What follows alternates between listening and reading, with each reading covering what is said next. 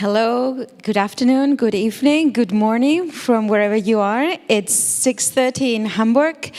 Now we have our next session, which is a pre-recorded conversation between Nnedi Okorafor and Kate Crawford, because it was a conversation among three continents: Europe, the US, and Australia. So I'm afraid we will not have the possibility to ask questions. But if you do have questions, please send us our way and we will forward them. Enjoy.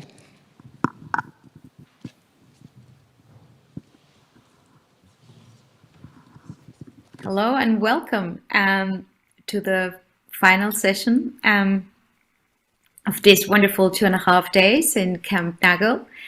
My name is Lorena Yamapalasi, and my colleague Tembi Wolf and I will be interviewing now two professors, Professor Nnedi Okorafor and Professor Kate Crawford. Let's start with a short introduction to them. Yes, we are very happy to welcome this afternoon Kate Crawford. She's one of the leading international researchers on the political and environmental implications of artificial intelligence. And she's the author of the recently published Atlas of AI, which shows the material and environmental effects of AI. Her work focuses on understanding large-scale data systems, machine learning, and AI in the wider context of history, politics, labor, and the environment. And in all this, she manages to translate those complex ethical and technological issues and to make them accessible. Kate also collaborates with artists. Her collaboration with the artist Trevor Paglen, Training Humans, was the first major exhibition of the images used to train AI systems. And their project EXCAVATIng.AI won the Ayrton Prize from the British Society for the History of Science. Kate's latest book, The Atlas of AI, has been described as fascinating by the New Yorker, and it is, I read it. It's a timely and urgent contribution by science. And it was named one of the best books on technology in 2021 by the Financial Times. And also Kate has advised the United Nations, the European Parliament, and the White House. So we are very honored to have her here this afternoon. And together with us as well is Nnedi Okorafor. She's a Nigerian and American and Niger-American writer of countless books of African futurism and Africanjujuism, which are terms she herself coined for her work within the realm of science fiction and fantasy, respectively. Her 2005 book of young adult fantasy, Zara the Windseeker, was the winner of the World Soyinka Prize for African Literature, awarded biennially to the best literary work produced by an African. Her book, Chicken in the Kitchen, won the Africana Book Awards, and her young adult novella, Akata Witch, was an Amazon Best Books of the Year, and Akata Warrior won the Locus Awards for the Best Young Adult Novel. Among her many books for adults, Okorafor won the World Fantasy Award for Best Novel for Who Fears Death, and her book BINTI, with 12 books, the first of the BINTI trilogy, won both the Hugo Award and the Nebula Award for Best Novella. And if all of that was not enough, Nnedi has also been quite involved in the world of comics, together with Ta-Nehisi Coates, Roxane Gay. Okorafor joined Marvel to work on Black Panther, Long Live the King, and Wakanda Forever, and the Shuri series. She developed the African futurist comic La Guardia for Dark Horse Comics, and which was the winner of both this year's Hugo Award and Eisner Award for Best Graphic Story or Comic. Her novel, Who Fears Death, is in development at HBO to become a series produced by George R.R. Martin, and she is co-writing the adaptation of Octavius Butler Wild Seed for Amazon Prime Video with Kenyan film director and author Wanuri Kahiu and produced by Viola Davis. She's also adapting her BINTI trilogy, and her newest novella, Remote Control, was published a few months ago in Tor. Nnedi, this is a huge pleasure. We're very honored. What a powerhouse we have today. And we're so lucky to have you two talking about technology, nature, culture, knowledge, and authority, power. We are pre-recording this session because we are working across 3 continents, the US, Australia, and Europe. Let me thank you for giving us, among all the stuff, the prolific amount of work that you are doing, changing the world, for having this 1 hour of time for us. Now, let's start with the questions around technology and nature.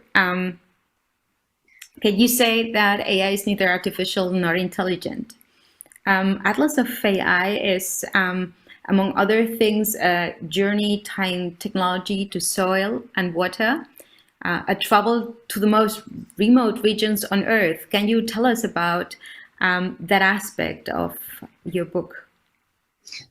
Certainly, and can I begin by saying thank you for that lovely introduction, Lorena and Tembi and Nnedi. It is an absolute pleasure to be in conversation with you.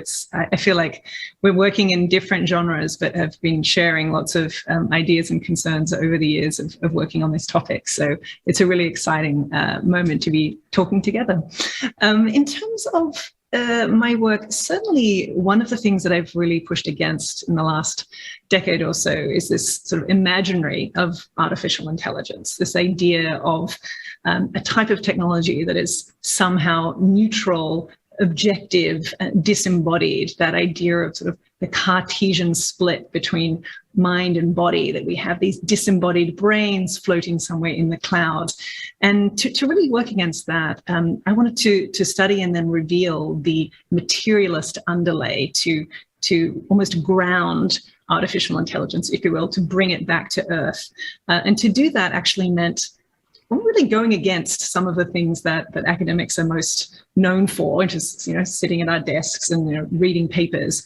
I had to sort of physically go into these environments to sort of show the ways in which AI is neither artificial, it is profoundly material, embodied of the earth, produced through so many forms of hidden and exploited labor, so many forms of natural resources, and of course, vast amounts of data. But also to show the ways in which this idea of intelligence is both, I think, in some ways, a false idea. It's a false construct, which is based on an incredibly dark and problematic history. So for me, that meant really going to places and seeing how these types of systems are being built. So I opened the book by traveling to the last lithium mine in the United States, in Nevada, and going to this giant desert lake bed, this sort of pre-Cambrian site where we have these white crystals of salt, which have now become this gray gold, which is driving the technology sector in order to create reusable batteries. And here is just one of the examples of a substance that people thought was more or less infinite and was being used for everything from a few grams in an iPhone to many kilograms inside a Tesla S model car. And then to see that we're actually hitting a limit in terms of how much of this resource is left. And in actual fact, somewhere between 2040 and 2100, we're going to hit a limit in terms of the known sources of lithium. And so for me, that sort of begins the journey of the book, to see how do we begin to understand the true planetary costs of large-scale computation at the layer of sort of the mineralogical layer of the planet, the human layer, the sort of the deep tissue layer, if you will. And then finally, sort of, the issue of the data itself and where that's being drawn from. So in some ways, you could think about it as a journey through sort of deep time, deep tissue, and then ending in deep space. I think that's connects very well to a thought that your work also exudes, Nnedi.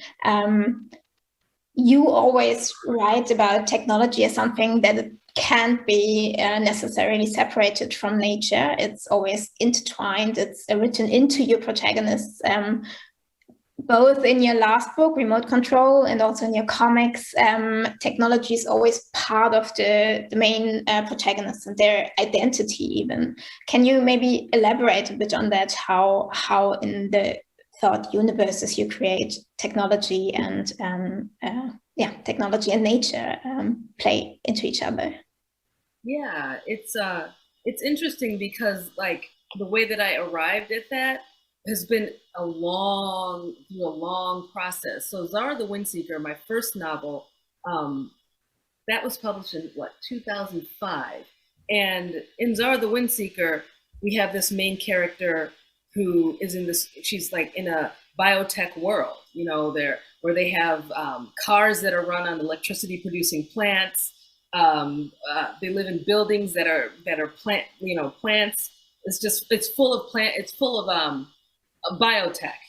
Everything is connected to nature in some way. And it wasn't that I sat down and was thinking about that deeply when I wrote Zara, but it's been a topic that I've just been obsessed with in this kind of roundabout way, that connection between nature and technology, and that underlying philosophy of the ultimate technology is nature.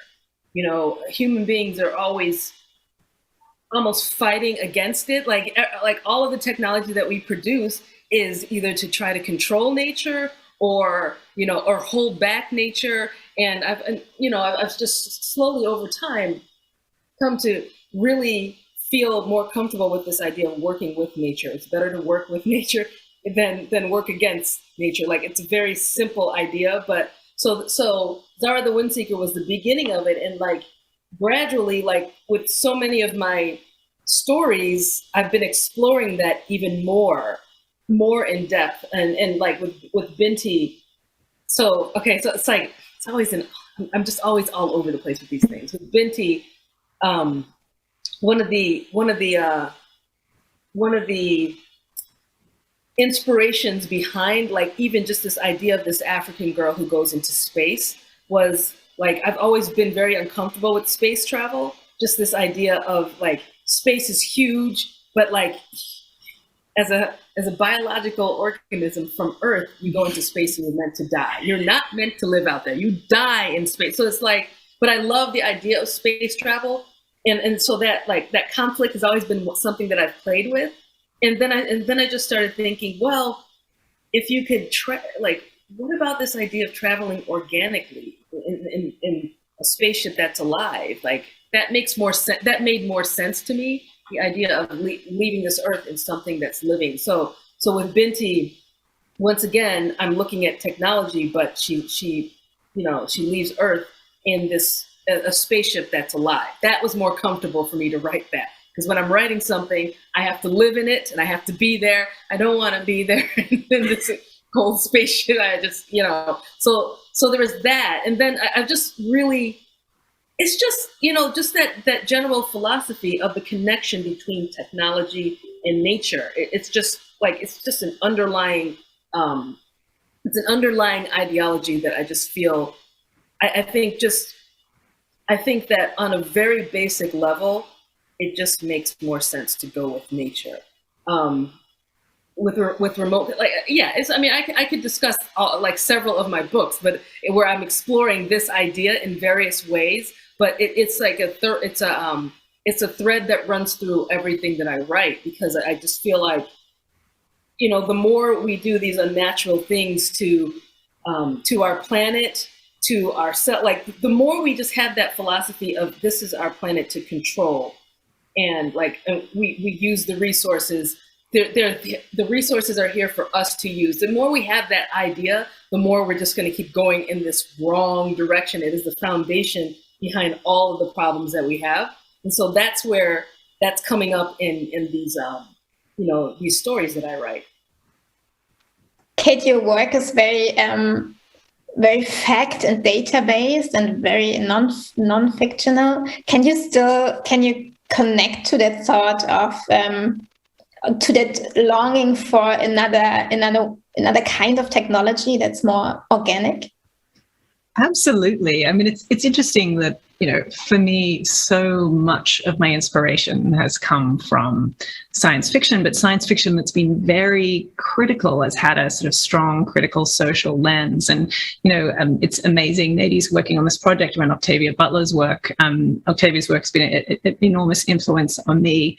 But I could also, go back to, some of the work of people like Philip K. Dick, who wrote stories about, autofacts, or the idea that there would be some type of AI type technology that would be developed to essentially just keep producing one thing. And again, in quite a stupid way, using the planet just as a resource input. And this is something that, science fiction authors have been thinking through and sort of sitting with that complexity around how do we relate to the planet that we live on and what are our obligations there? I think that's a really profound idea that threads through both the fiction and the nonfiction worlds. But absolutely, I mean, these are ideas that as much as I'm somebody who lives very much in the world of research and academia, so much of my energy and inspiration does come from the worlds of art and writing.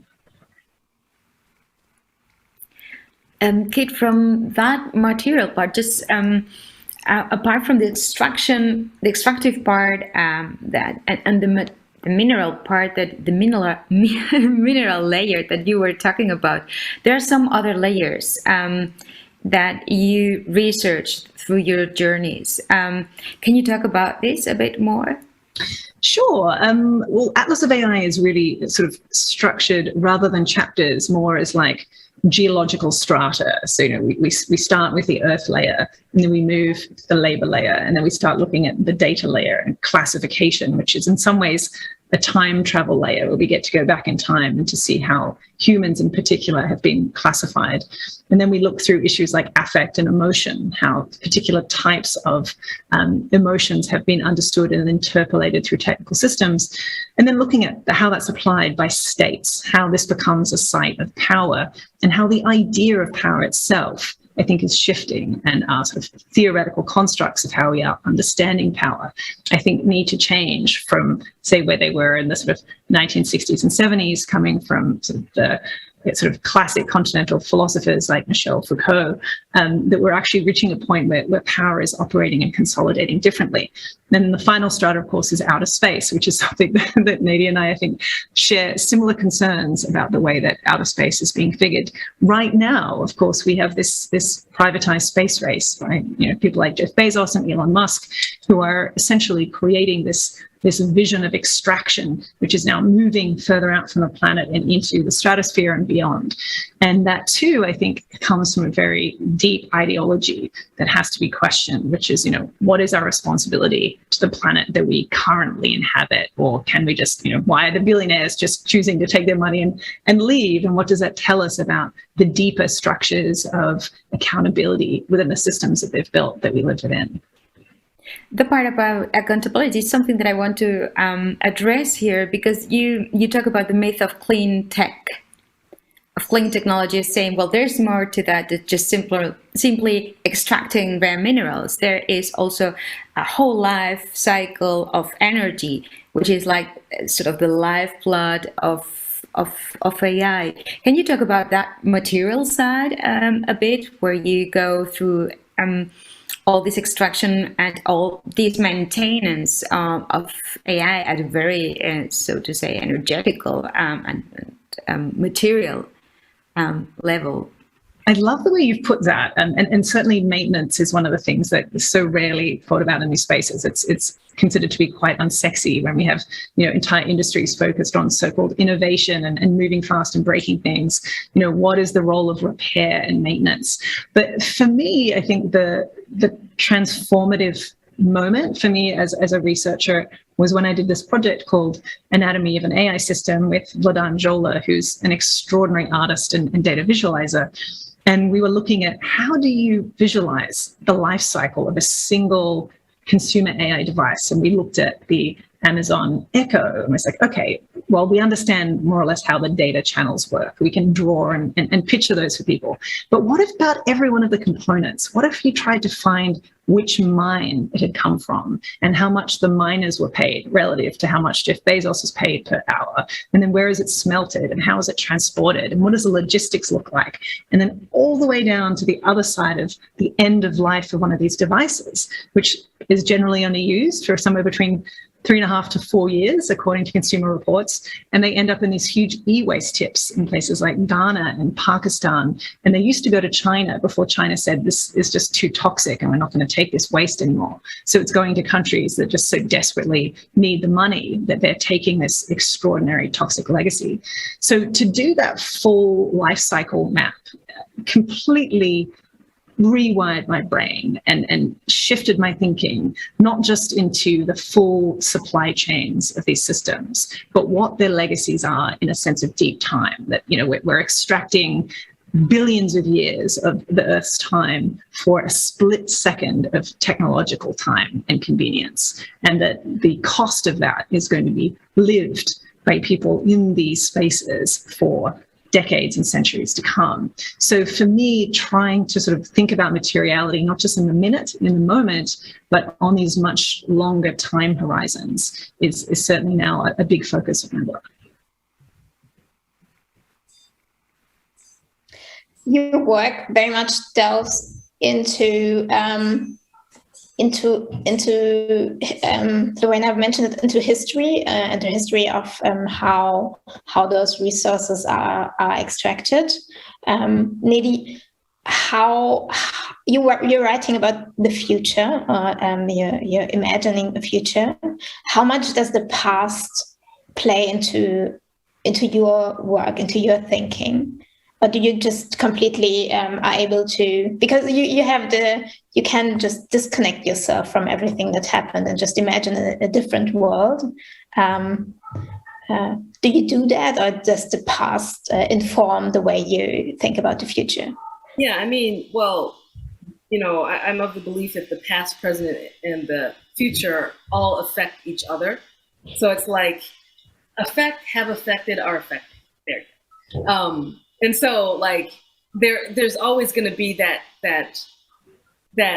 echoing back and forth, you know. So, like, when you tell these stories about the future, there's always going to be an echo of the present and an echo of the past, and connections to all of them. You know, that's inevitable. That's science fiction. A lot of science fiction writers will say that they're not actually telling the future; they're talking about the present.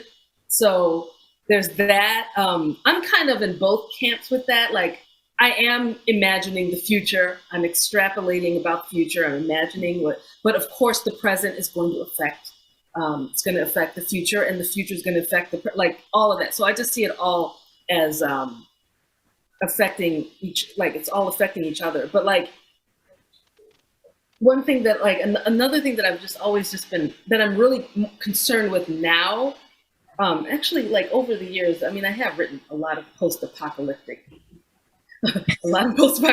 narratives. I admit that. So I'm going to say that first. Yes, I have. Very post-apocalyptic. The Shadow Speaker, post-apocalyptic. Yeah. So I'm obsessed with those narratives of everything going wrong and what is it like when everything goes wrong, what happens afterwards. I've loved reading those stories, you know, since I was a kid. Like, some of my favorite stories were those, and I still love them. But I feel like right now, what's also important is balance. And a lot of times, I feel like futures. Whenever we talk about what will the future be like, it's negative. It's always, you know, it's a cautionary. It's either a cautionary tale or it's just an imagining of everything going wrong and everything being bad. And it makes sense. You understand? I mean, we've been talking about, you know, even mining lithium, and that being a finite resource. You know, we think we found a solution to extracting oil, and now we're mining lithium, and that's finite as well, and that's gonna come to an end very quickly. So it's easy to look at the future and be like, we're all just we're all just screwed, and it's all going to go bad in 30 years. And yeah, so it's easy to to imagine a really a negative view, but I think it's really important for I'm an irrational optimist, and there always, I feel like there always needs to be hope. And I think that telling stories that take the past and the present into account, but imagine a more positive future. I'm not talking about utopia at all. Like, I'm not interested in utopia, but like, I mean, there will always be problems of the future. I mean, we're human beings. We're always going to be messing things up in some capacity. But like, I think it's really important to tell these stories where we can look at the near future and even the distant future and see some solutions. Like, okay, we've got these issues with lithium being a finite thing. What is the technology that could possibly that could be the solution to our issues? Like what could that be? I think it's important to imagine those things. I think imagining a positive or a possible future for humanity is I think those stories are important, as well as the darker ones. Yeah. Talking about finding the present to bring to the future, or looking at the past, you said in an interview, Nnedi, that you began writing science fiction thanks to the glimpses of the future you would see in Nigeria, which were far different from those you've been exposed to in the West. Can you tell that about?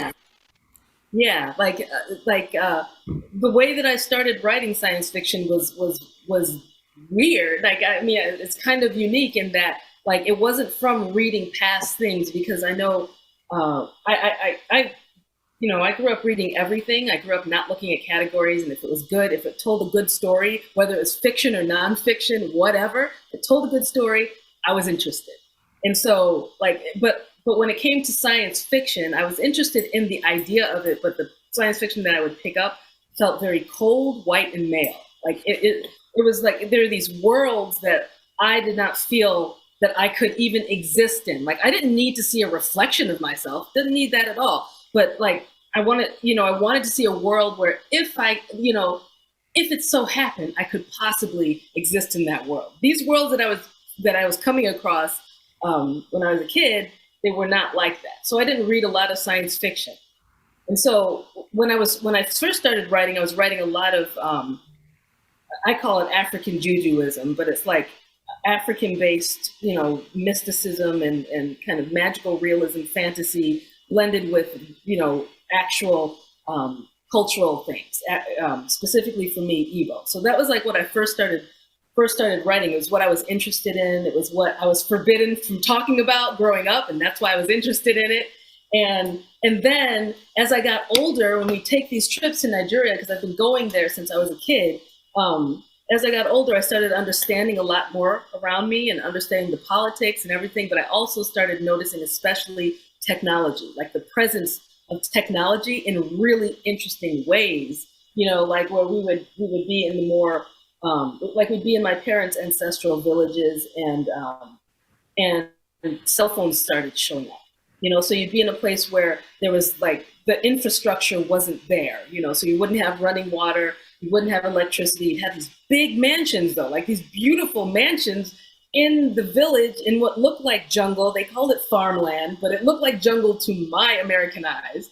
And they wouldn't have any running water or electricity. And so there was that weird kind of blending of the ancient and the new, which I already thought that was fascinating. When we would go, I love that. I'm like, this is awesome. This is inconvenient, but this is awesome. The generator is on at a certain time, and you have to deal with that, and you kind of got used to that. And I learned about that from a pretty young age. I was really fascinated by it. Not that I didn't think it was inconvenient, because it was. But then as cell phones started showing up, like they just start popping up in these weird ways, in just weird, unexpected ways. And like, for example, because there's no running water in the house, there would be like, you'd have some of the girls who would go to the stream and bring water back, and they carry it on their heads, which is a very traditional image.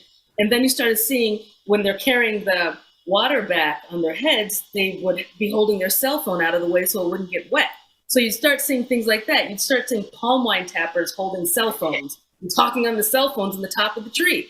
So it's like, and cell phones are extremely sophisticated, tiny, portable, chargeable devices, and it's just bringing, I don't know, I just found that absolutely fascinating. And I knew, I'd look around and read around, and I was not seeing that type of Africa being portrayed in fiction. I was not seeing it. And I'm like, why am I not seeing it? I really wanted to read that. And so that was what made me start thinking about, like, okay, so if cell phones could come to this place that doesn't have the infrastructure, but they have this amazing technology, so they're like hopping over a step.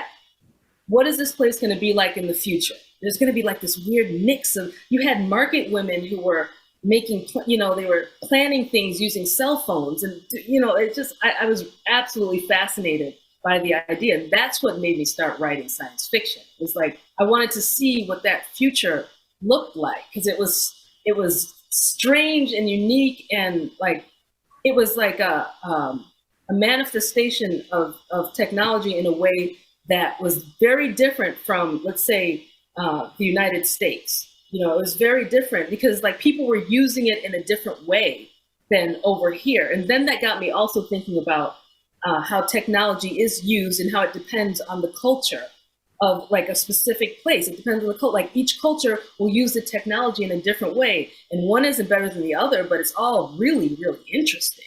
So yeah, all this stuff made for stories, lots and lots of stories. Translating that maybe to your work, Kate, you made AI, which is a thing that's nowhere and everywhere. You made it an atlas, which is counterintuitive. And then on the other side, an atlas is one of the places where it's easiest to see inequality, to see injustice. So how does what Nnedi just talked about, like the stories, how does it translate to maybe the data? And is there maybe even, can we make a prognosis on how AI will affect like the North and the South differently? And if we have an optimistic or more pessimistic outlook? I love the way you put that, Nnedi, because I feel like, it is about how do we tell stories differently. And for me, I've always been so concerned to see the way that AI is talked about in both the research literature and just like, popular press and in stories as this kind of algorithmic, abstract nowhere space. And to think about it as a geography and as a planetary geography, to think topographically, actually challenges us to go outside of the sort of traditional places where these stories are told. And I was thinking too when you were describing that, Nnedi, about my experiences in Australia and seeing really different communities use technology in different ways, and the relationship to energy and the relationship to how technology works is really different. If you're growing up in the desert and if you only have, a certain amount of time, you can actually be charging your devices, and how you would actually be, connecting to communities in different ways. And that's certainly something that I've researched over the years. But I think the shift to this metaphor of an atlas for me was about not just spatializing and understanding that these technologies have very different effects depending where you are in the world, and very different ways of being used. But it also allows us to think about colonialism. I mean, atlases are always accounts of colonial power, of borders that were produced by the empires. And here now we have the great houses of AI. We have the new tech empires. And how are they starting to now redivide the planet in particular ways? So for me, that's been this kind of focus in terms of kind of taking us out of abstraction down into, what does this look like applied to a planet?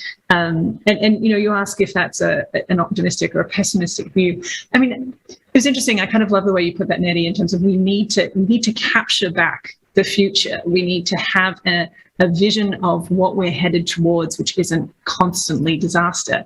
And I think it was Ursula Le Guin who once said that capitalism, you know, it's hard to sort of think outside of capitalism. But she used to say that, you know, people felt the same way about the divine right of kings. You know, the divine right of kings felt like it was forever. And it actually requires us to realize that any human power, any human structure of a political economy can be resisted and changed. And she located sort of the locus of change in the act of writing. She said it's in writing that we create these kind of new imaginaries of what the future could be.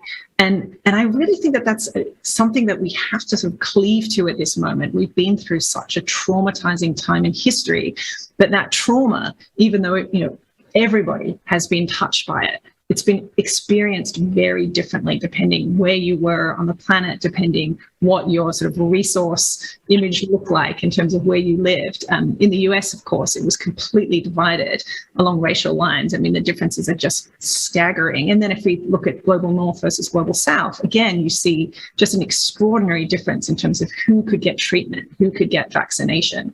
So we're living through the legacies of forms of colonial inequity that have been set up for hundreds of years. So I think we have a moment where we've seen how it's failed us. How are we going to imagine it differently? And Nnedi, I think this is where your work is so important, because you are challenging us to say, tell these stories differently, and you can get to a different endpoint. Awesome. Thank you. And also, like, that question of colonialism is really deep, and how it gets replicated in the within the technology. Like that is definitely when I talk about staying positive, that's where I have to work hard. Me too. Yes, I am sure. Because like I think about, I'd like to know what your ideas are when it comes to, and I'm sure this is in the book. I'm sure this is, you know, you discuss it in the book about colonialism and AI, and how to keep that out. Do you think it's possible? You know, this is something, you know, I think about that a lot, because who's making the technology, and it's like it always rubs off. It rubs off. So I'd like to know what your views are on that. I love this question. I think it's one of the most important questions. And the way I tried to answer it was to look at what are the structures of knowledge that underlie machine learning? You know, how is the world being trained and understood by a technical system? And to understand that is to look at how data is being collected, who's collecting it, who's labeling it, who's saying what a picture means, or, you know, what a person is doing. That is a sort of profound centralizing act of power.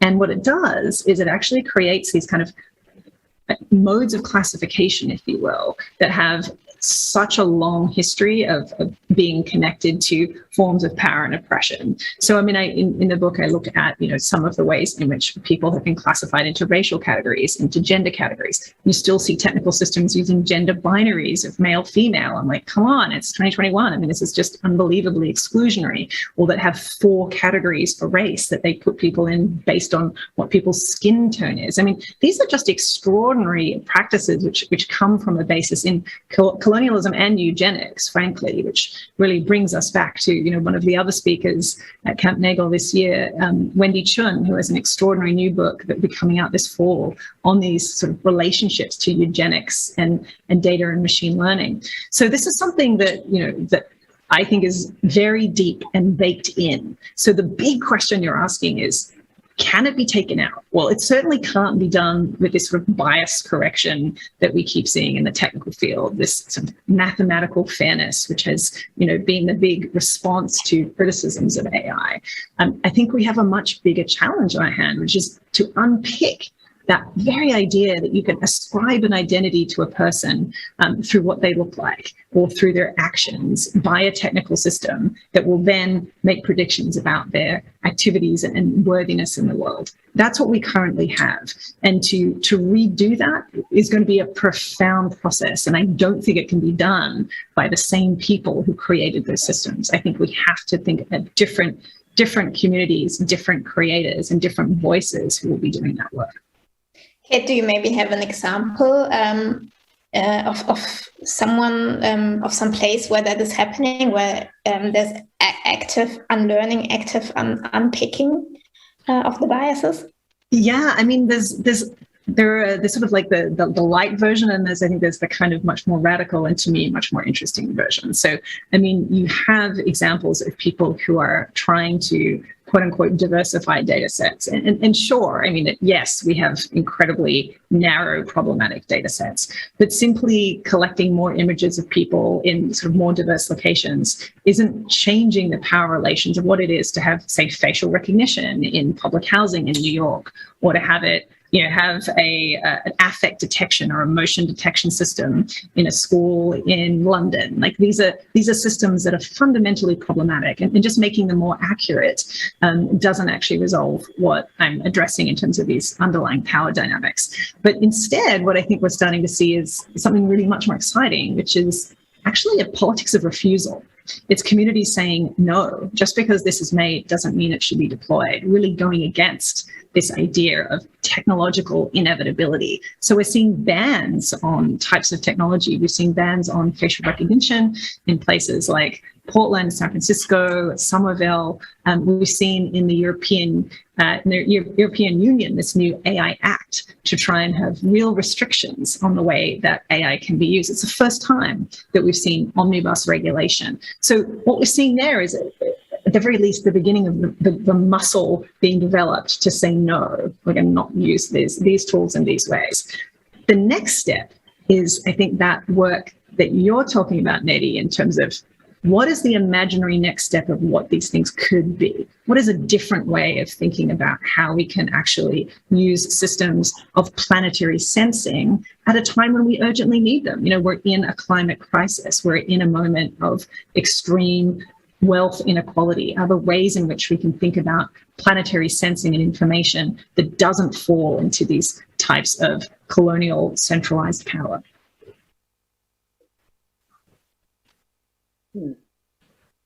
But it's a hard job. And let's be saying, like, if there's something that keeps me up at night, it's like, what is that going to look like? That's the big question. So, Nnedi, over to you. How do we do that? That's actually what I'm sitting here thinking. I'm like, but it's not insurmountable, but it is tough. And I think it does require some honesty, like acknowledging that there is a problem. And I think even acknowledging that there is a problem is going to be a problem, you know? So how so? Yeah, think about it. How is acknowledging the problem going to be a problem? What, the act of acknowledging? Well, I mean, you see it now. It's like admitting that there's a problem, admitting that there's bias, admitting that that issue of colonialism and like, you can't separate people in this way, like in these very narrow, reductive ways. To admit that is tough for some people, to put it lightly. I think that some may get very defensive, and that rather than exploring this idea that these problems could be there, I could see more doubling down happening. Therefore, replicating the problem, and we're just back to square one. So I think, once again, it's that human nature thing that is the problem, and I think it always comes down to that. Like, we have, like, humanity, and I'm speaking in a very general term, of course, that humanity needs to face itself first. I mean, like, we can have all of these amazing, this amazing technology and these amazing things, but like, at some point we really have to, there's some things that humanity has to correct within itself, and once again, like that general idea of looking at this planet as this is a place for our resources, that we are not, you know, we are not earthlings, as I say in so many of my stories. And that's why I do that, because earthling is not just a human being. You know, earthlings are also the plants and all the creatures that live here with us, You know, they are, you know, but that idea of everything being a resource, like that foundation it's so extremely destructive. And then it trickles into all of these other things. Like when we're looking at colonization and AI, when we're looking at all these things, it's that ideology that is at the foundation of the problem, you know, and that for some viewing this earth as everything here is our resource is their basis of their philosophy. In some places, their religion. So, yeah. As far as finding a solution, I think it's going to be, it will be interesting. It will be an interesting journey, say that.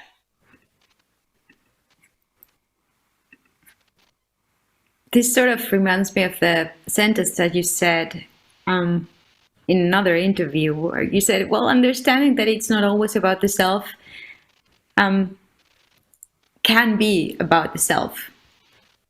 Is one of the sentences that sort of put in few words everything that in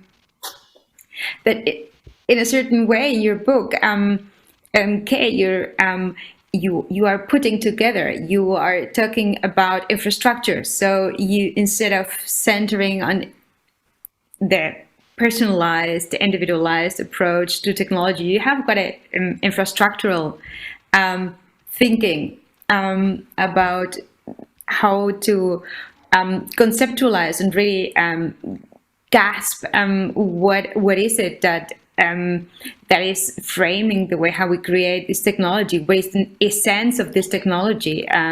What is it that makes it wrong from its very thinking? When you started looking at what is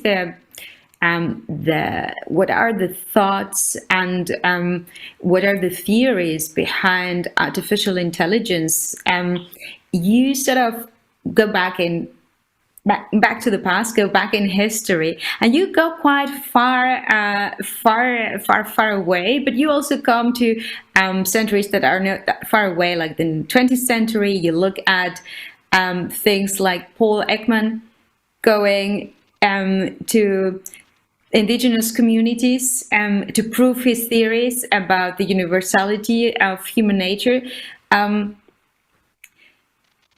You bring that, this is a method that you usually do about the book.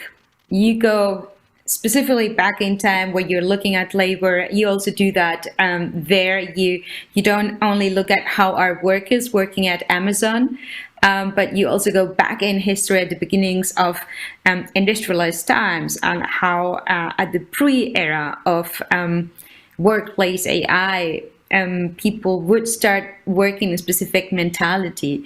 So you also excavate a lot into the past, as you were mentioning, to disentangle the sort of theories and approaches to.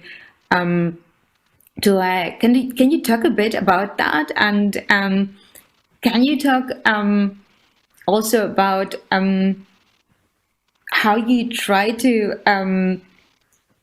apply this when you were thinking about space, and when in your last chapter of the book you sort of try to put all this together into the next context, the next step of extraction and AI, when you talk about Jeff Bezos going to the outer sphere. Sure. Well, it's interesting. I mean, Nnedi said it best earlier, which is, you know, that the past, present, and the future as sort of co-constituted and inform each other.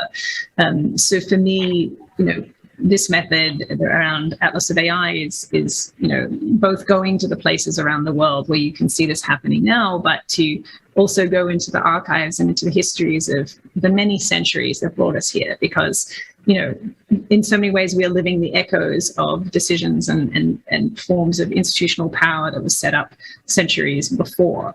And for me, as a kind of a sort of a theoretical frame, I kind of really am drawn to the Hart and Negri idea that there's this dual operation of abstraction and extraction, that there's this abstracting away how a system works, the labor that goes into it, the resources that are behind it, in order to sustain these forms of extraction. So it's precisely because they are kept at this sort of remove and abstracted away that these sort of systems of extraction can perpetuate over time, from human labor to natural resources, etc.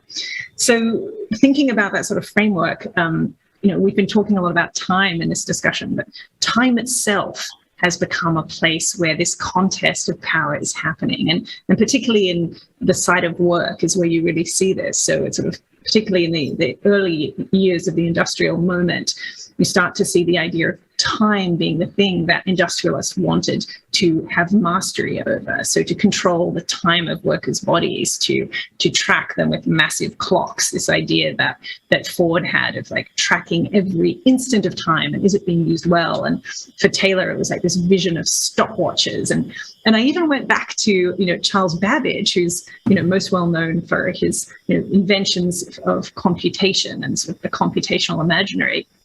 Babbage also was a bit of a social theorist and used to write about sort of the emergence of the factory. And he thought the more that the factory could be like a computer, the better it would be. We would be tracking time down to these sort of very sort of minute granules to make sure that it was being used efficiently. And he always mistrusted the humans. The humans were always the things that broke down, that weren't sort of reliable, and only the machine of the factory could be trusted. And I think we're still living this moment now. I think when people look at sort of AI and what's so-called bossware, it's like, oh, this is this new terrifying thing. It has this long history. And we're seeing just a sort of a deepening and an acceleration of that particular kind of control of bodies and time. And I'm sure you saw most recently that, Jeff Bezos's letter, his sort of departing letter as CEO of Amazon, he said that he recognized that working in a fulfillment warehouse was, very difficult and there were lots of injuries. So they've created this new system where they would surveil people down to the muscles and tissues in their bodies so that they could sort of, have a certain amount of time in each task to sort of just try and spread out the number of injuries.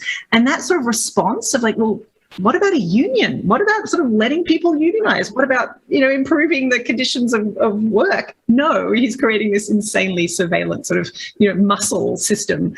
And I think that tells you so much about where we're at. It really is Taylorism for now. So we've kind of hooked back to those early years. So for me, it's sort of to think about what's the logical extension? Well, you have to see where, follow the money. And of course, the money, if we look at something like Amazon, Jeff Bezos is now reorienting, his enormous gains towards this privatized space race. And so to end the book, I traveled out to Blue Origin.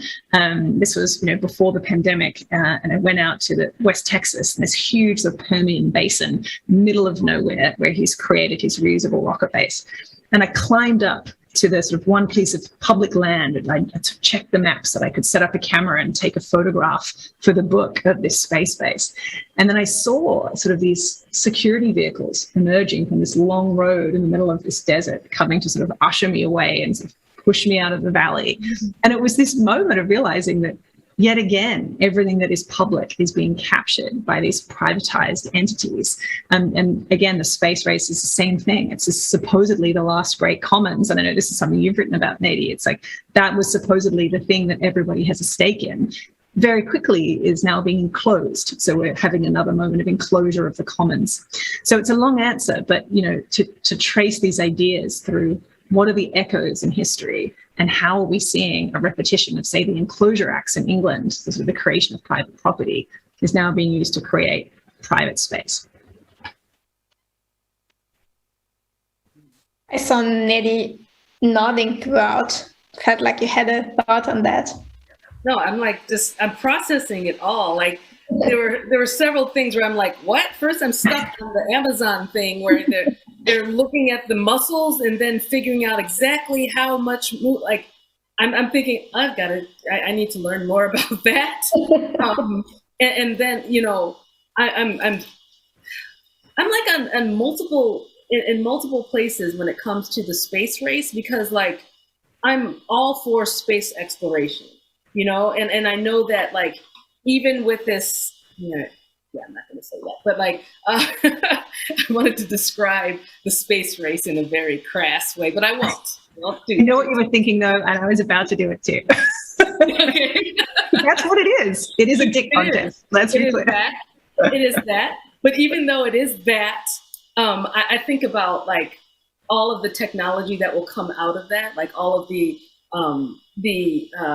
things that you know, that I know that there are a whole bunch of, you know, amazing scientists involved in all of this who actually are interested in the science of it, and so I know that, like, you know, a lot of knowledge is going to come out of all of it. But yeah, I'm still putting together what it all means.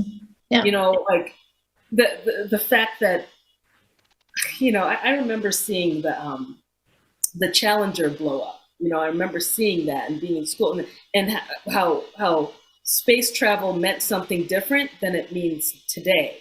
You know, and I'm still processing. One, when did that change? I think it did change maybe around with, you know, with Challenger and all of that. But like, it means something else. And that closing up that you were just talking about, Kate, is I think you like articulated something that I've been thinking about and couldn't quite put my finger on what it was. But yeah, that idea of space exploration and space travel closing up and becoming something else, and becoming for this small group of people, as opposed to something that's supposed to be more like Star Trek. You know, we're moving away from that, and so that's really what I'm, you know, what I'm thinking about. I'm just because something big just happened with this, you know, this whole space race thing. Something pivotal just shifted, and I'm still, you know, I'm processing it, and it's not good. I'll just say it's not good. Talking about what the future may hold, and about skepticism and pessimism. Yeah. Maybe we can, because we're approaching the last 5 minutes. Maybe we can end on a more positive note. I was wondering if I could naively just take you into the future, like maybe 200 years, assuming we are all still alive, and assuming there's still enough time and power to change it now. What, maybe in two or three sentences, what would be the idea that you would like to be incorporated by then? How would people and tech and nature play into each other, work together? What would Earth look like? Or maybe if we're all gone to space by then, Mars. Maybe Kate, do you want to go first? Well, I certainly won't be around in 200 years, I hope. That would be a terrifying feat of sorts of bioengineering. So it won't be me seeing it. But I guess, you know, you've given us a really hard challenge in saying just a couple of sentences. And in 200 years, that's exactly the time frame that I'm kind of most worried about. I think we're going to hit so many very real challenges. But I guess if I wanted to think about positive imaginaries, I'm like, okay, what does an ecologically centered socialism look like? What does zero growth model look like? What does no borders look like? Because we're going to have such enormous population movement and such an extreme deprivation around things that we thought were readily accessible, like water. What does a politics of temperature look like when so many parts of the planet are going to be uninhabitable in the ways that they currently can be now? So for me, I think it's going to be a real shift away from this idea of humans being the center of everything, and realizing that we are dependent on the ecologies that support us. This idea that this is the only planet that we can actually live on, and we're actually going to need to completely recenter our politics to do that. And in a weird way, so much of that sort of political change in the past has come from a crisis. has come from hitting a wall on a previous form of production. And what I'm seeing at the moment now is sort of something that, Mackenzie Walker has also written about. It's almost like we're seeing sort of the last moment of sort of feral capitalism, trying to sort of move into an even more authoritarian space. So how do we bring that to an end, to think about a more ecological socialism? I mean, that's the big challenge that we're facing. So that's carefully optimistic. Nnedi, what's your vision? I mean, I'm in agreement with all of that. There's so much that has to be. There's so many issues that have to be addressed before you get like. There's so many issues. I mean, like we're talking the problem of toxic capitalism, climate change, like all of those.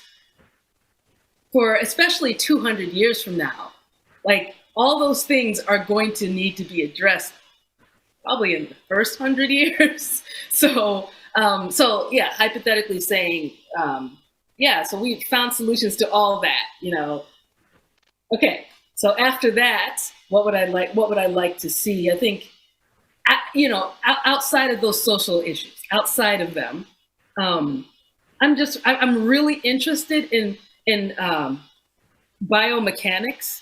I'm interested in, and I'm very positive about these things. So like when I like the idea of like that line between, and I know this is going to sound weird. Okay, it's going to sound weird. Just gonna say it anyway. So I like the idea of that line between human and machine being played with in a positive way, not in a Terminator way, like not in all the negative ways that we know. I like the idea of like someone who can't walk having the prosthetics that are linked to the brain, like in a positive way. I have to keep saying positive because I know if I say these things, someone will always say, but what if the government can hack into your system and then control humanity? Like in a positive. So when I say in a positive way, it's without that happening. So yeah, I mean, I like those ideas, and those are things that I think about a lot, like the implanting technology and then that fusing and our technology becoming more biological as opposed to metal.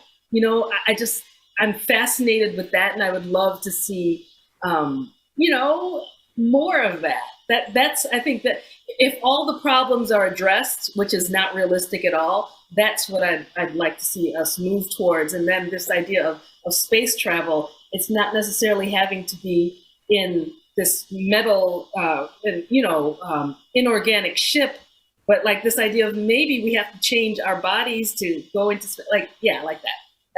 That's where my mind immediately went when you said, what would you like to see in 200 years? So yeah.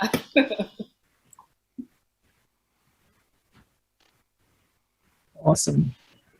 I'm now thinking about what that would look like, and I'm fascinated. And again, it's that idea of like, how do we come up with these different imaginaries of bodies and technology? That's what we need. And it's funny because we've talked a bit about the sort of the Bezosian vision, and interestingly, he too was very much inspired by science fiction, and part of the kind of vision of Blue Origin was inspired by O'Neill's writing around the idea of people living in those rotational kind of space stations and leaving the Earth only for those who are most wealthy or privileged to actually visit it. And I much prefer yours, Nnedi. I'm signing up for that version, not for the Bezos via O'Neill version. Agreed. Nnedi, you just left all of us with a picture before going to bed or going further on, depending on which continent you are. Thanks so much for this fantastic conversation. I learned a lot. I enjoyed it a lot. It was an absolute pleasure to be together with you and hear your thoughts and learn from you. It's a wrap. Not only for this session, but also for the festival. Thank you very much.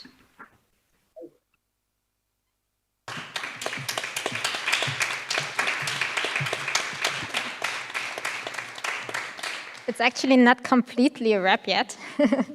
You're welcome to stay. There's another break of 30 minutes now, and then we hope to have you all back for a closing panel. I think you can actually buy the books of Nnedi and Kate, right? Around the corner, if you're interested in deeping further into that. Unfortunately, this was pre-recorded, so we can't have any questions. But yeah, hope to see you back in half an hour.